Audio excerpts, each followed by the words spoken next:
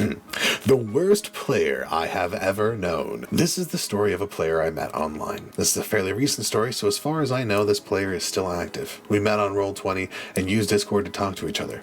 Note, if you meet a guy that fits the following story, please post a reply. Our story begins when I was starting out as a DM on Roll20. The year was 2019, early spring. The game was slowly taking form.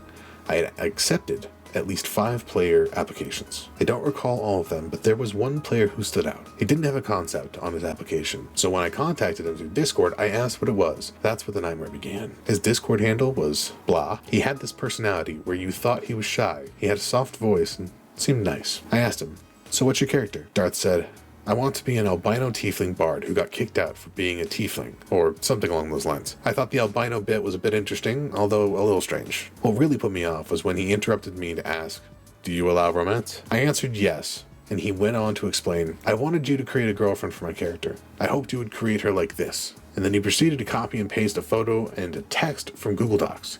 He sent both to me, and I was in shock. His request was most likely fetish-fueled. His description, if not mocking real romance, made it apparent he had not experienced any. At least, that was my take on it. I will post the image and text below. Blah, blah, blah, blah, blah. My character wants to find a red-haired woman who is a lover wife later on. Here's what my character is looking for. Her age is 30, she's 5'7" with red blood-colored long hair with emerald green eyes, has cute face with freckles. She has huge chest, M-cup, a huge hips and butt, and can knock down tables or chairs when she walks / chairs would get stuck when she sits, but no man would take her because of her weight. 308 pounds. She has an older brother who's a smith warrior with a sister-in-law who's a cleric, and 2 nieces and 1 mother who's a farmer's daughter and father's who's a former paladin. She works at a store. Dan can change it or edit it. Her personality is kind, sweet, funny, and a little hard, and care about her family and want to be loved and hope to get married. She also likes magic and gifts and flowers and other pretty things, and like women things, my character would meet her in a tavern. I read the story knowing full well I wouldn't accept this. I'd rather not have the DM job turn into a position to satisfy people's desires. As I read through, I saw the last bit. My character would meet her in a tavern. I asked what this meant, and he said, "My character hasn't met her yet.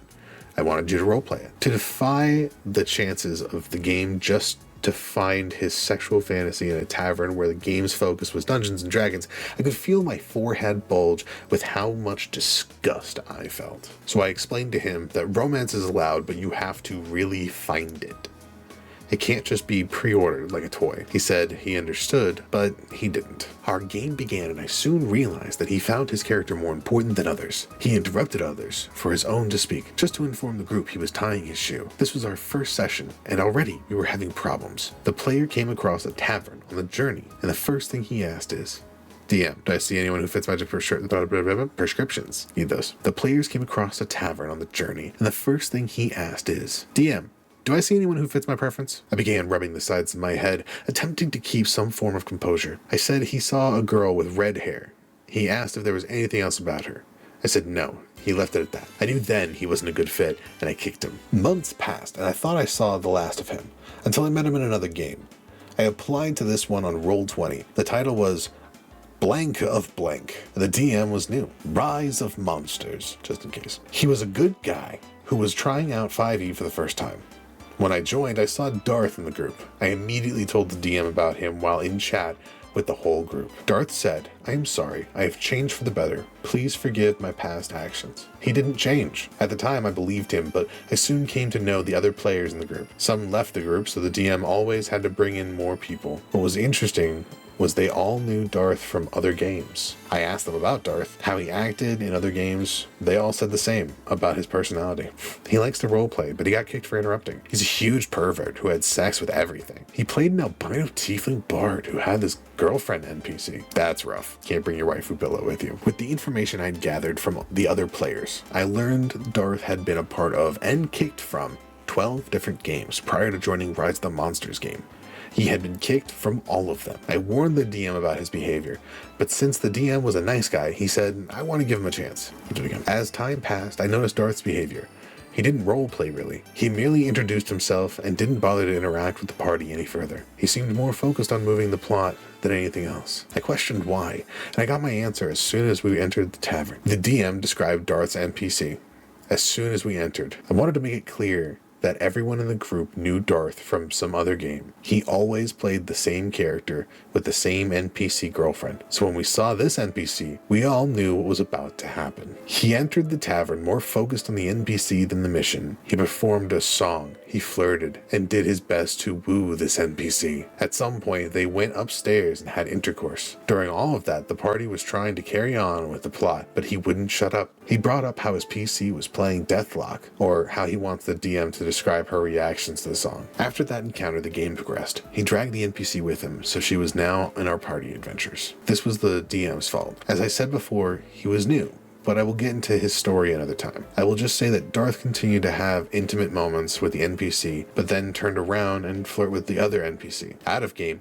he even bragged about his character had sex with 2 dragons so they wouldn't kill him or the party, or how he walked back into the city where the BBEG ruled and said, "You promised me pussy, and I'm gonna get it." I eventually left, half because of him and the other half because of me. The game just became a total mess, and I didn't want to have to deal with the DM or Darth. I kept in contact with people in the group. Funny enough, the group ended the campaign because of Darth. The DM ran an encounter with a vampire spawn who bit the girlfriend NPC. Darth threw a fit and started complaining when the other player suggested putting her to rest. After that, Darth began crying to the DM, calling him in the middle of the day, crying about how you need to fix this, and how they can't kill her. I did ask him at one point why the NPC. He came up with an excuse that it was to honor my dead girlfriend. If that is the case, then I would have made her sound less like a fetish and more like a person. I think he made it up just to avoid admitting she was her sexual fantasy. I have yet to see Darth again, but I feel like he's still out there. Beware of this player, and if you know a person similar, please post a reply. This is the practice read. I'm going to do whatever the fuck I want. My character, who wants to find a girlfriend, is so desperate and lonely that I have to create one in my own imagination.